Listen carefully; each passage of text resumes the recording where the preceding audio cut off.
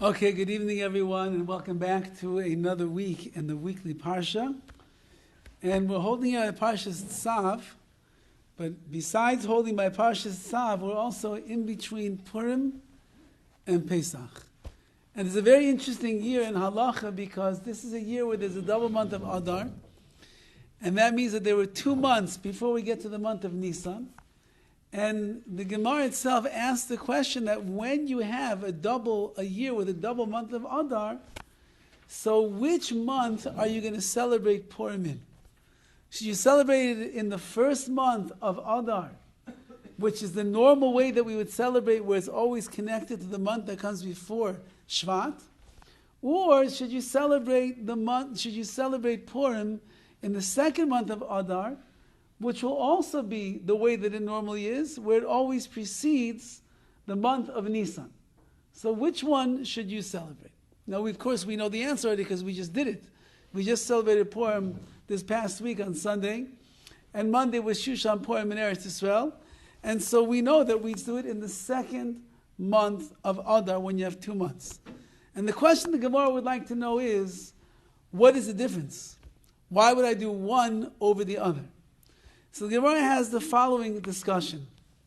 And the Gemara says like this, that the reason that I would think that you're going to celebrate Purim in the first month of Adar instead of the second one is because we have a famous concept in Halacha called Ein Mavirin ala Mitzvos, which means you never pass up the opportunity to do a mitzvah.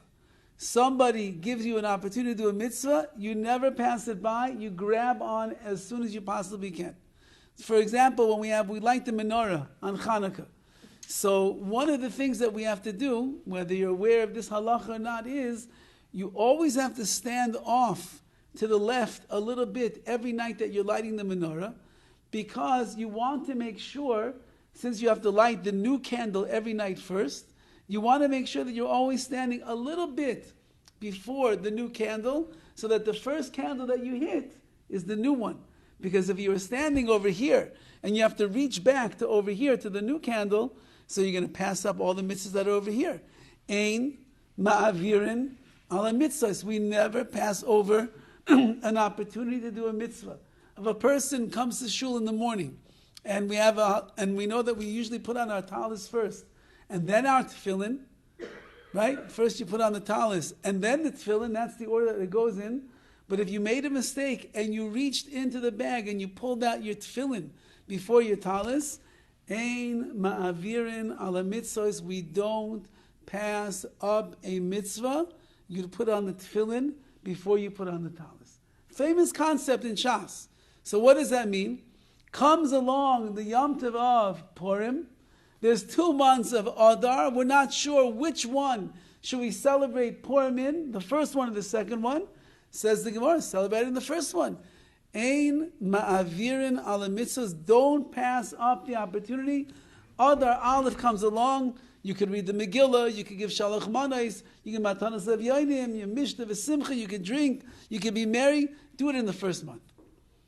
The other opinion in the Gemara is, that's true.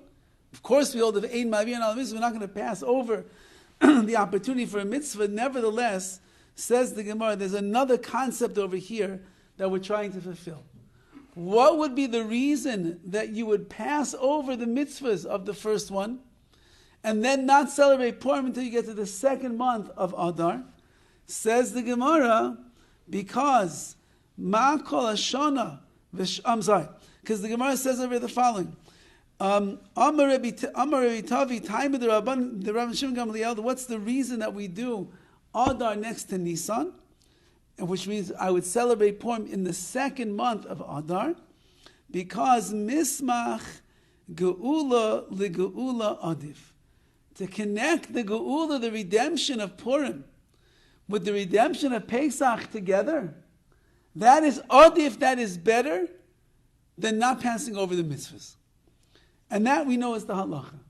The halacha is that we are going to celebrate, we just did celebrate Purim in the second month of Adar, so that it will be connected to the month of Nisan, because the Geulah, the redemption of Purim, and the redemption that we're going to come to soon of Pesach, of Yetzias Mitzrayim, they should be mismach, they should be connected to each other, right next to each other, and that is adif, that's even better than not passing over a mitzvah. Even though that in every other place, kimat every other place, in all of Shas, in all of Shulchan Aruch, the halacha always is, you never pass up the opportunity to do a mitzvah. If it comes to your hand, do it right now. If another one gets in the way, you do the one that came to you right now. Never pass it up. But here we have a special halacha. And the halacha is that the power of two geulahs, of two redemptions coming one after the other, is so great, it's adif, it's better, that you should pass up the mitzvah in the first month of Adar to connect these two things together. So that means that Geulah, redemption, is something that the Gemara understands, is something that is very powerful. Geulah, redemption, is something that is very profound to Klal Yisrael. The Geulah, the redemption that took place in Purim, and the redemption that took place in Pesach, seemingly have a connection with each other, and therefore we will always celebrate Purim in the second month of Adar, and then we will celebrate Pesach right afterwards, because we'll be mismach, we will connect these two redemptions to each other. So, what is the nature of these geulahs, of these redemptions, of why it is that it's such a powerful package that HaKadosh Baruch Hu has given us, that he says, we must ensure that these two things are going together one after the other. In the beginning of this week's Parsha, the Pasuk says, TZAV es Aaron ves banav, command Aaron and his children, Leimor zois Torah ha'olah. This is all the laws dealing with the olah, the elevation offering, and so on and so forth. So Rashi's bothered over here, in the very beginning of the Parsha. And he's bothered, we never see HaKadosh Baruch Hu speak in such a way, where he says the language of TZAV, where he says, TZAV es Aaron, command Aaron. It always says, Vayomer Hashem el Moshe leimor. Hashem says to Moshe, he says, Omar, Lahagid, he says different things of language that he's saying, you should just do these things. Why, when it comes to all these karbanos over here, suddenly HaKadosh Baruch Hu tells him in a language of tzivui, of some kind of a command that he has to do? Again, the question is that in Kol HaTorah Kula, in all of the Torah, we don't see that HaKadosh Baruch Hu gives over the mitzvahs in such a form of tzivui, of command. He always says, Leimor, he says, and he says, and he gives, and he gives. Says Rashi, Ein Sof El Eloshin Zeros. Says Rashi, the language of tzav, the language of tzivui, tzav, is a language of zerizos, of zeros, of doing things quickly, miyad uledoris, immediately, and for all generations. Says HaKadosh Baruch Hu, when it's going to come to the karbanos, there's a lot of effort that goes into the karbanos. A lot of work that will go into the sacrifices. A lot of time, a lot of energy, a lot of money, a lot of skill, a lot of detail, a lot of getting your hands filthy dirty with the blood that it's all over the place. The kishkas of the animal are coming out, burning this on the mizbech. This one goes to the kohanim. This goes to the bailim, the owners. There's so much that's going on. It's such a daunting task. Says the Torah, you need to know that this is something that you have to do bezirus, you have to do it bezrizos, you have to be alacritus. You have to be zealous. You have to be someone that is going to grab the bull literally by the horns over here for the sacrifices, and you're not going to delay. Because when there is a very big task in front of a person, and all the women can relate to this as Pesach cleaning is coming up, when there is a very big, and the husbands can also relate because they're expected to not only pitch in, but do the whole job, that they should know that when there is a big task that is in front of a person, and you see all of the details that is going to require, all of the hours, you begin thinking to yourself, how much I'm going to have to do. And there's a famous sefer called Chaysin Yeshua, and in this sefer he brings down a beautiful chazal. And he says that if a person wants to learn, they decide they want to learn Shas. Okay? Shas is a big task. Thousands, 2,011 pages, something 2,911 pages, many pages. It's a big task. And a person says, how am I ever going to do that? So many pages, thousands and thousands of pages. How am I ever going to do that? It's impossible. So of course, the simple answer is, it's only one page at a time. No one's telling you to learn 2,911 pages today. We're telling you to go one page at a time. That's the beauty of Daf Yomi. It's a daf a day. 7.5 years. You keep building up over and over and over. Eventually you're going to get there. So the Chaysin Yeshua says he says there was once a fellow who walked into a room and he sees a loaf of bread hanging in midair. Some kind of magical trick.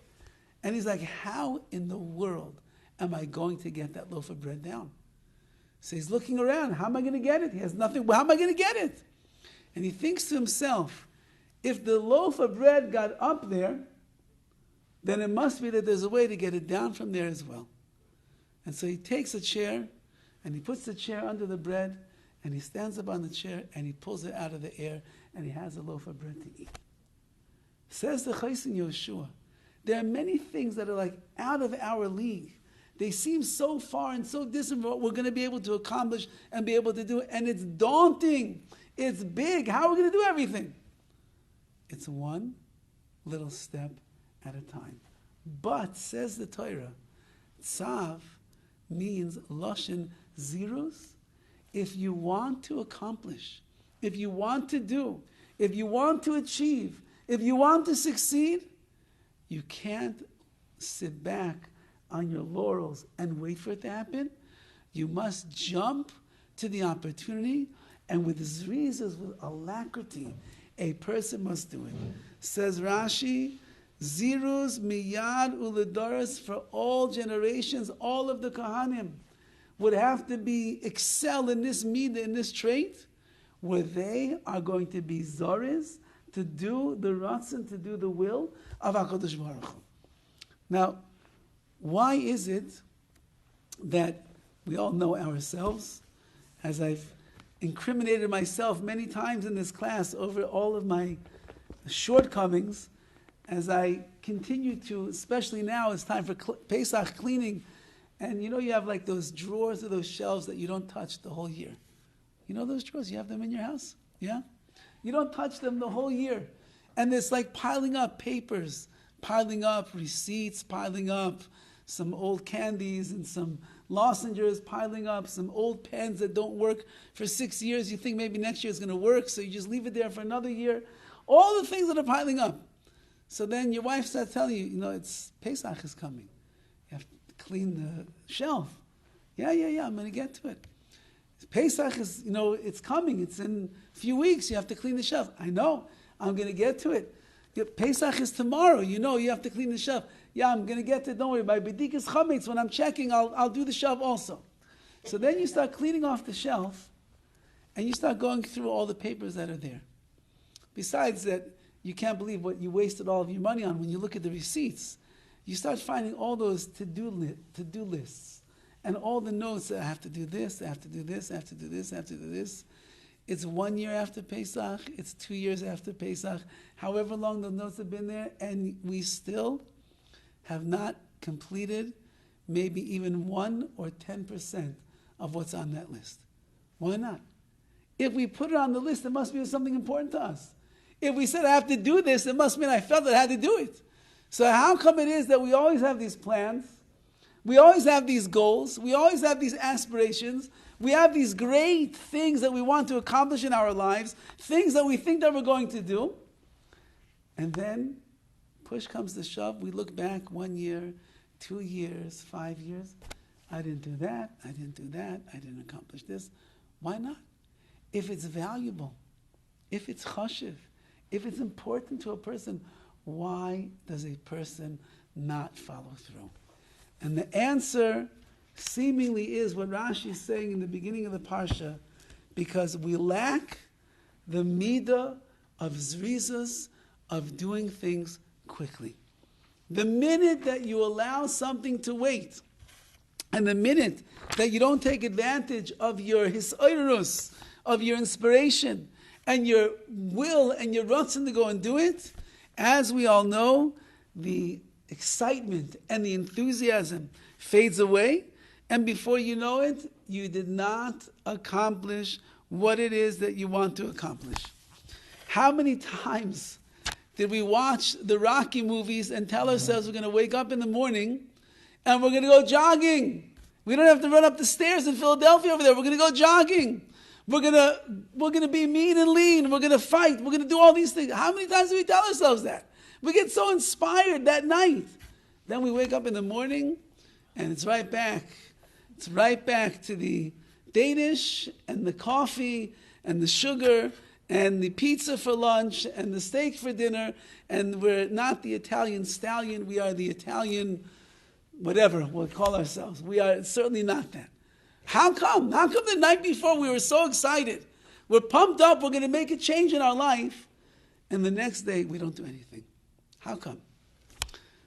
So one of the authorities on the midah of zrizus, of being zealous and alacritous and doing things quickly, is the Mesilas Yesharim, the Ramchal. He has chapters dedicated to this midah so that we should be able to understand what is the struggle and what are we trying to accomplish. And he writes over the following idea. And he says like this. I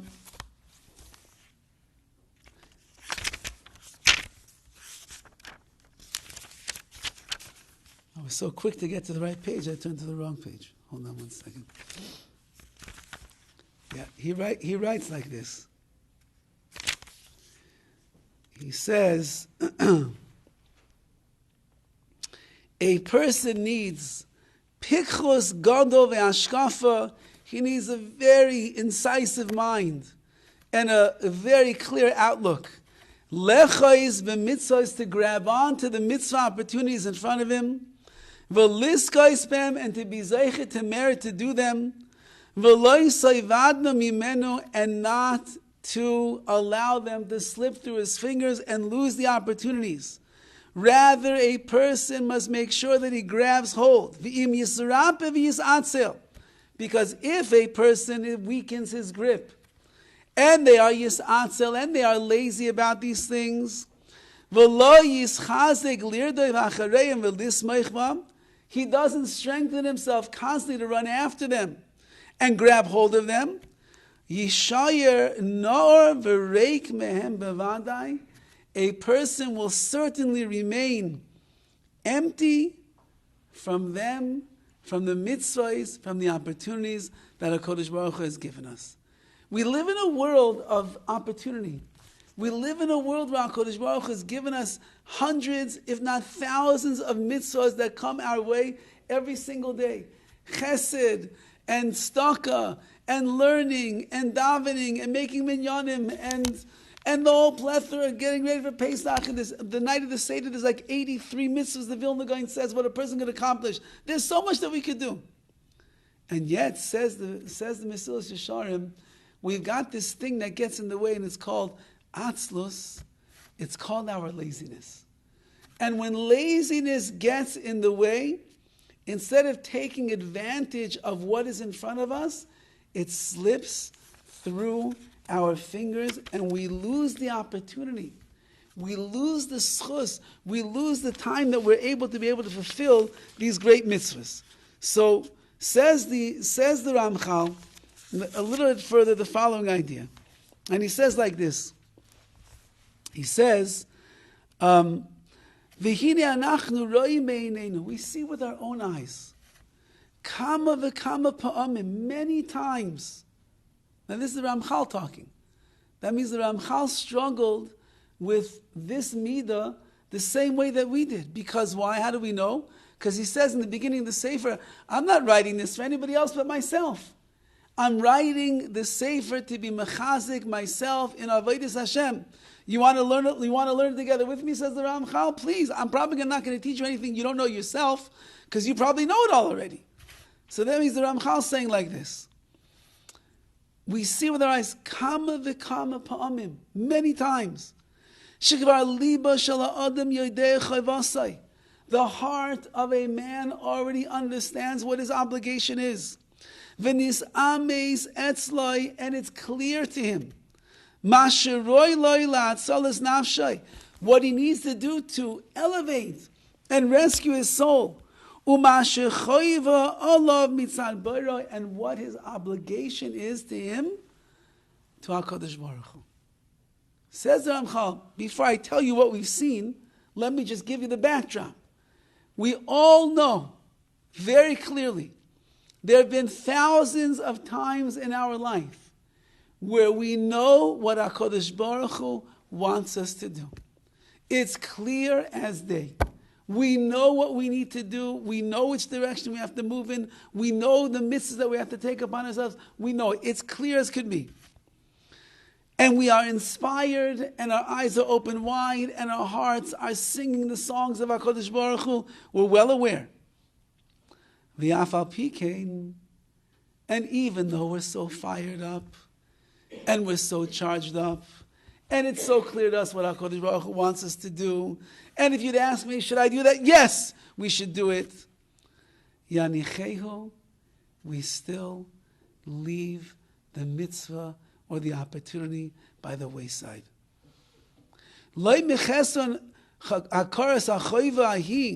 It's not because we don't recognize what we're supposed to do.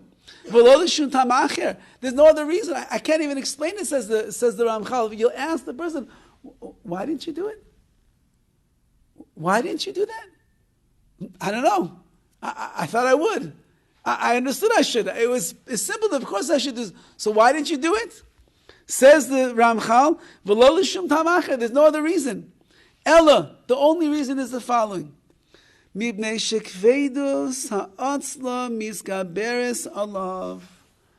heaviness of one's laziness strengthens itself over the person.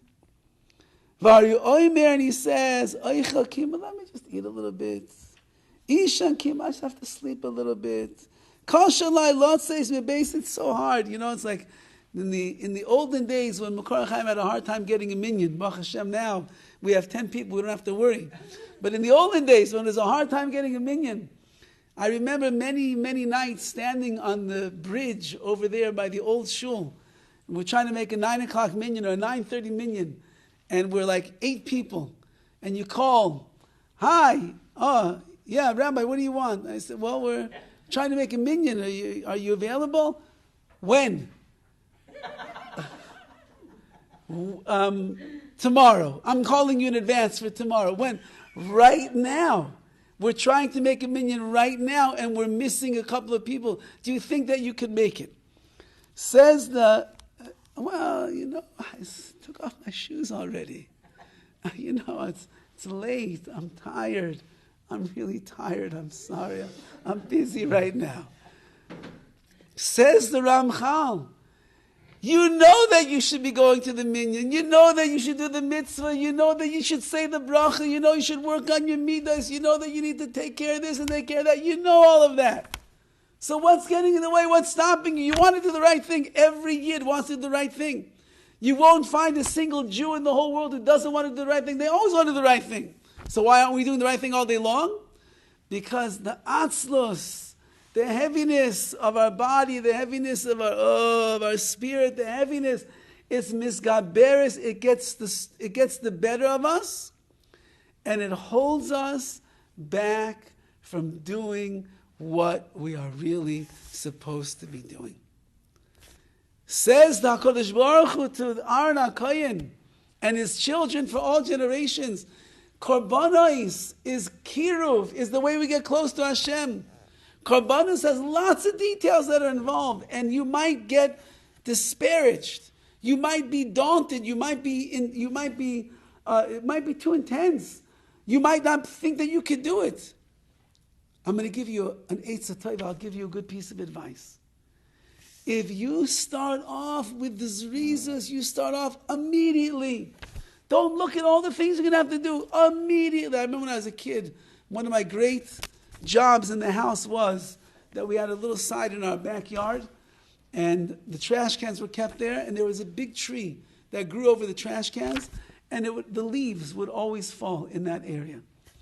And one of my duties as a dutiful son was, once every few months, I had to go and clean up all the leaves by the trash cans. Now, I am by nature a very lazy person. So when you walk out to the backyard and you see leaves piled up this high, so then the first thought in your mind is, there's no way that I'm going to do that. There's no way. It's going to take me hours and hours and hours. So I would decide I'm not going to do it until my father would tell me I am going to do it. And then you have to start. It's one leaf at a time, one rakeful at a time, one handful at a time.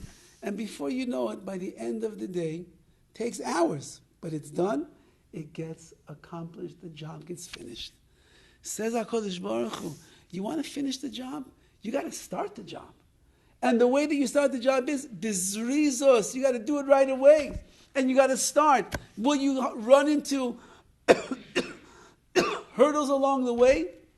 Will you stumble? Will you have a setback? Of course, that's what life is all about. But you got to keep going in the pathways of zrizus, because if you do that, then the laziness will not be miskaberes, it will not overcome you, and then you will be able to fulfill the mission and the task that HaKadosh Baruch Hu placed in front of you. And this perhaps is part of the Geulah of Purim that we just celebrated. Esther Malka is the poor woman that is stuck in the palace of Achashverosh, and the Haman and Achashverosh, they have their evil plans, their sinister plans. They're going to destroy the Jewish people.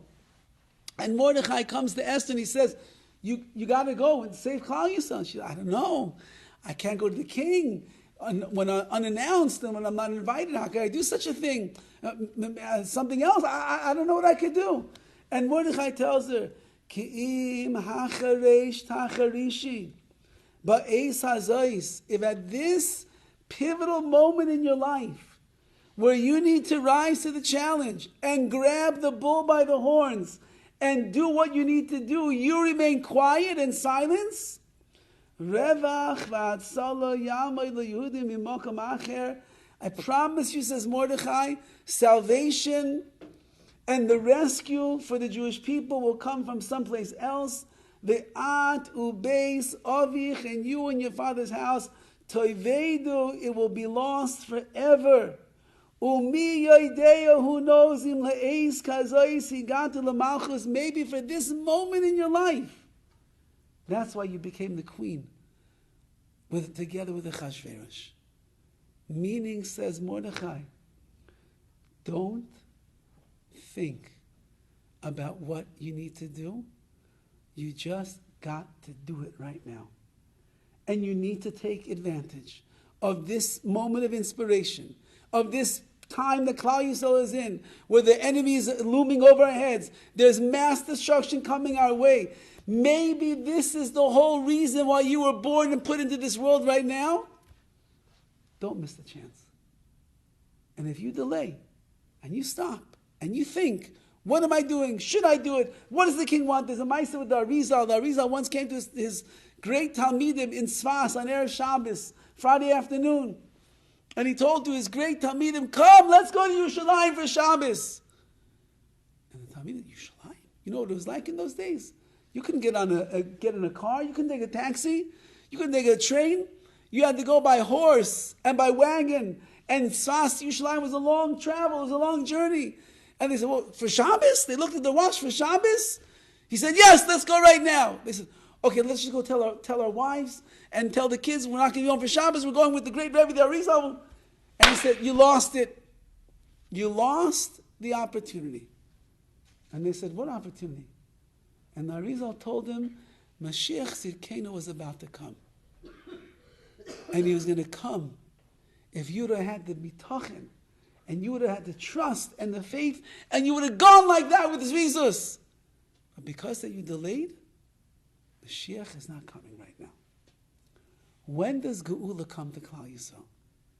Geulah comes When a person rises to the challenge that is there in front of them, and they don't delay, they don't let the atzlus, the laziness, the inertia overcome them. They jump in, they grab the opportunity, and then the Geulah comes, as we know. Because of Esther and Malka doing this, she realized that this pivotal moment in her life is what she's here for.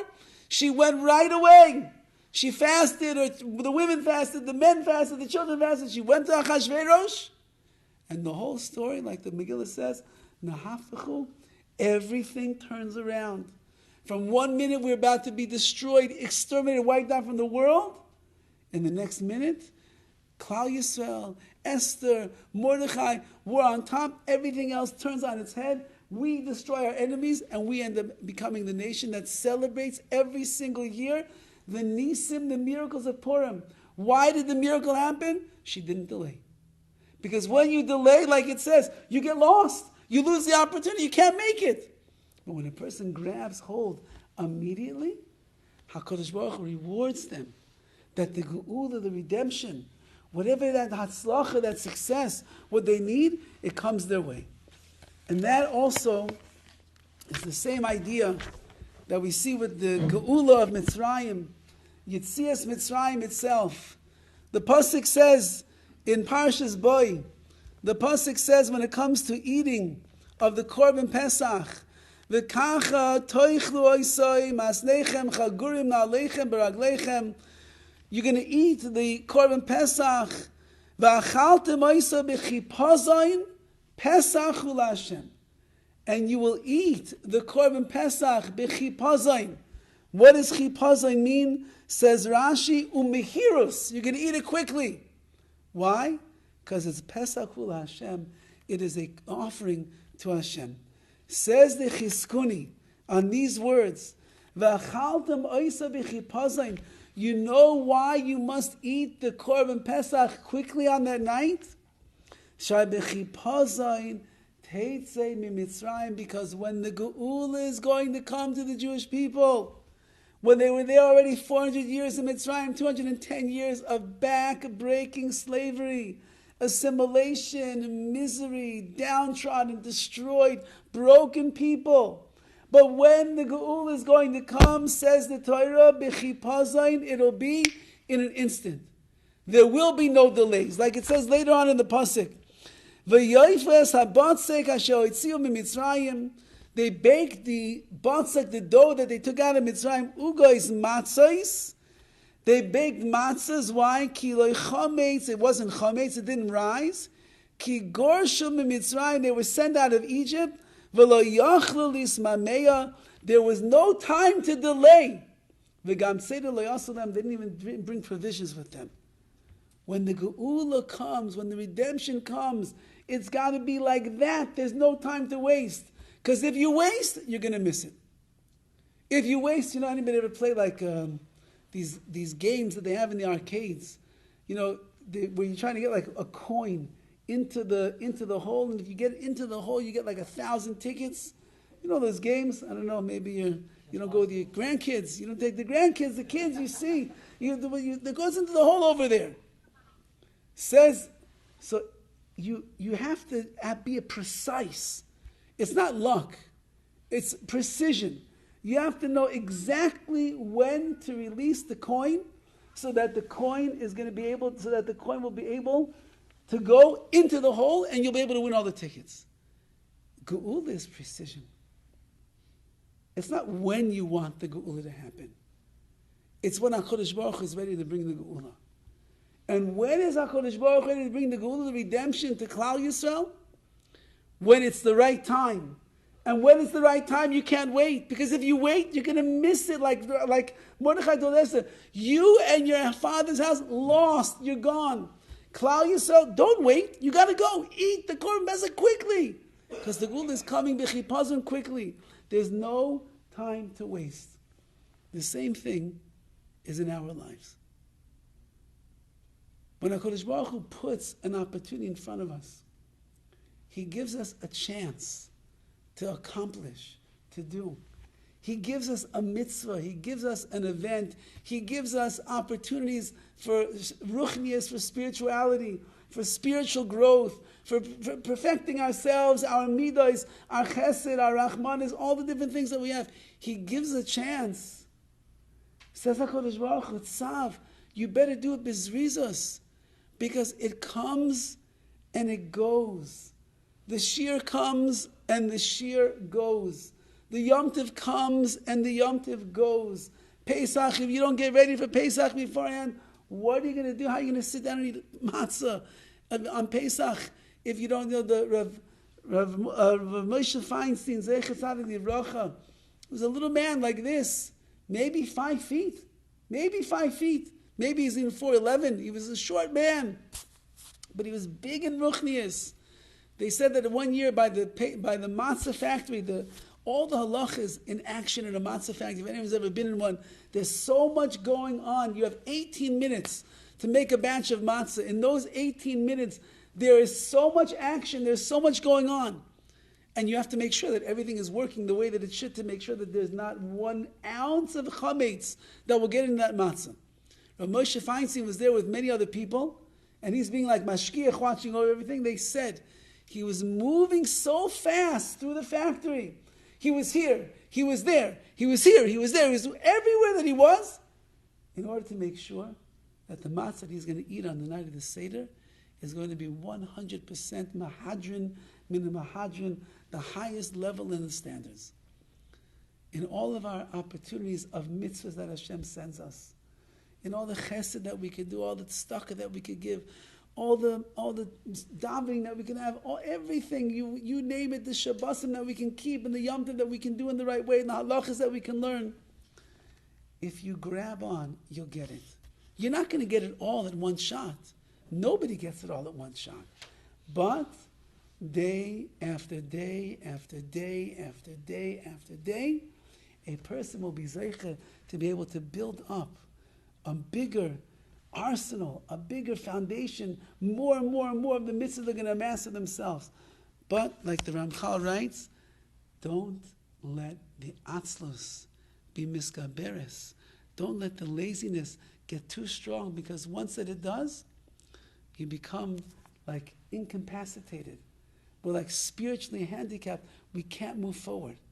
And therefore, says HaKadosh Baruch Hu to Aaron HaKohen and all of his generations, you must make sure that when you come into the Beis HaMikdash and you're going to begin the Korbanos, don't look at all that you have to do, just look at the first thing right away.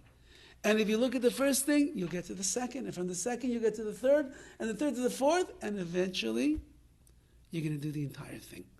And that's what HaKadosh Baruch Hu wants from each and every one of us, especially now during this time of the year where there really is a lot to do. There's a lot of running around, there's a lot of cleaning, there's a lot of cooking, there's a lot of errands that we have to run, there's a lot of schlepping back and forth to the airports and everything like this. Don't be a complainer.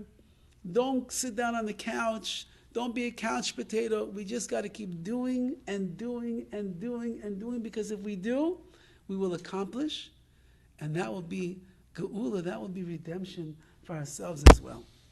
I want to leave you off with a Maisa that goes back quite some time ago. It's back to the days of the Steipler going. The Steipler was the father of Rav Chaim Kanievsky.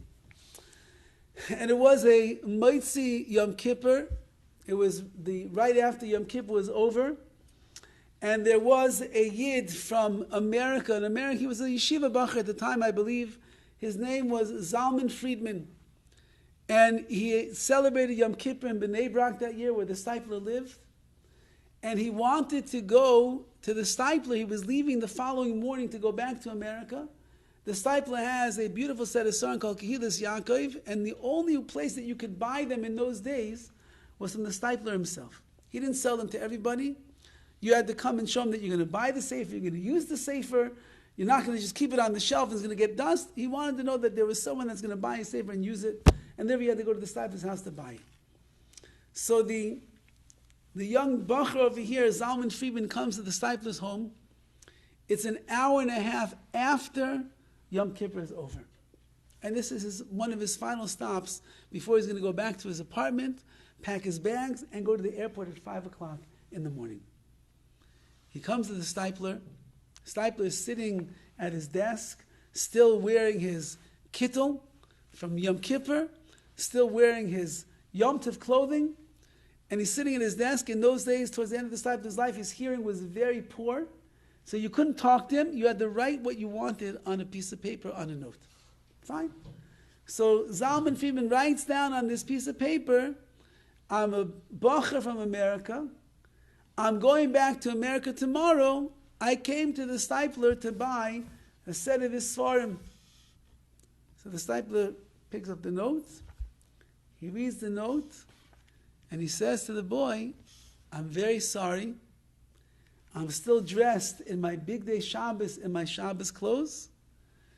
I made a Kabbalah. I took upon myself that I will never sell any of my Svarim while I'm still wearing my Shabbos clothes, lest I come to put money into my pocket by mistake, and the following Shabbos I might end up carrying money in my pocket. So I don't sell any of my Svarim when I'm wearing my Shabbos clothes. Okay. So the boy takes a piece of paper and pen, and he writes, I understand, and I respect the Rebbe's Kabbalah, what he has upon himself, but I'm leaving tomorrow morning, and if I don't buy this farm right now, I won't be able to get them. So the Stipler reads the note, not very impressed by the argument over here, and he says, I told you. He said, I have a Kabbalah, which means I accept it upon myself. I never sell my Svarim while I'm wearing my Shabbos clothes because I don't want to, by mistake, put money into my pockets. So now the boy gets a little bit more clever. And he writes back, I will watch the Rebbe to make sure that he does not put the money into his pockets. So I will be your shomer, I will be your guardian to ensure that even though that you're going to sell me the sefer and I'm going to give you the money, you for sure are not going to put the money into your pockets. You'll leave it in the table, you'll put it on the drawer. You won't have to worry that you won't have money in your pockets next week on Shabbos. The disciple reads the note and he's still not impressed. And he said, a Kabbalah is a Kabbalah, I'm sorry. He said, I cannot sell you a sefer while I'm still wearing my Shabbos clothes. So in desperation, the boy writes back, I promise, I will watch the Rebbe like a hawk. I'm leaving tomorrow at 5 o'clock in the morning. If I can't buy the Svarim now, I will not be able to buy the Svarim. Please, let me buy the Svarim, and I will make sure that you don't have the money in your clothing. So the disciple reads it, the note, and he looks at the note, he looks at this young man, he looks at the note again, he looks at the young man, and he says, wait for a minute, please. And he goes out of the room. And Zalman Friedman is left standing in the private study of the Stipler. 1 minute, 2 minutes, 5 minutes goes by. 10 minutes goes by. He said, did I misunderstand what the Stipler said? Did he say, like, goodbye and leave, and I should walk out right now because I'm bothering him? 15 minutes, 18 minutes. So this boy's thinking, maybe I should leave. Maybe the Stipler left. After 20 minutes, the Stipler walks back into the room. And he's no longer wearing his Shabbos clothing. He's now wearing his weekday clothes. And he says to the young man, okay, now I'm ready to sell you my Svarim. And with that, he sold the Svarim. And this young man, his last purchase in Eretz Yisrael were the books of the Stipler. And he took them back with him to America. He ended up going to Lakewood, and this young man became a Baruch Hashem, a well-known and respected Talmid Chacham in Lakewood. The Stipler easily, he was an old man at the time. If he can't hear, he's an old man at the time. Easily could have told him, what do you want from me? I'm an old man. I told you, I don't sell Svarim when I'm wearing my Shabbos clothes. Have a safe trip. Nesiat Tova. But the Stipler was a Zoris. He was someone with alacrity. He was someone who had an opportunity to do a chesed for another Jew. This Jew wanted to buy his svarim, and the only way that he'll be able to buy it is if I go and I change my clothes. I am an old man. I fasted all day long on Yom Kippur. Who knows whether you break his fast on probably a cup of tea and a little piece of cake. And I'm exhausted, and I'm worn out, and I'm old, and it takes a long time to take off the pants and put on the pants and change the shirt. But an opportunity comes my way. I'm not going to pass it up. I'm not going to say no. And that's the midah of zrizos that everybody has to work on. Because since that the nature, like the Ramchal writes, the nature of a person is to battle with his atzlus, with his laziness all of the time. He writes over there, because we're made from Adama, from dirt, and nobody ever saw dirt jump up off the ground and go and do something. Dirt just stays there naturally. Adam, man, just stays there naturally in his place. But if we use the TZAV, and we use the zrizos, and we mechazek ourselves, so then we will fulfill the dictum of Chazal, that the reason that we have Purim celebrated in the second month of Adar instead of the first one, you can be mavir in all the mitzvahs, you'll pass over the mitzvahs. Because mismech Geulah la Geulah. And what does that mean? The great Geulah of Purim that came with Esther Amalka, who rose to the challenge, and she grabbed the opportunity. She did not delay, so she wouldn't be lost. She saved all of Klal Yisrael. That's one Geulah. And the second Geulah is, after 400 years of misery in Mitzrayim, Hashem said, when I'm ready to bring it, it's going to be like this. You eat the Korban Pesach, you grab the dough, you don't delay, and I'm bringing the Geulah to Klal Yisrael as well. And the schus of those two Geulas, says the Megillah, that's why we celebrate Purim and Pesach back to back.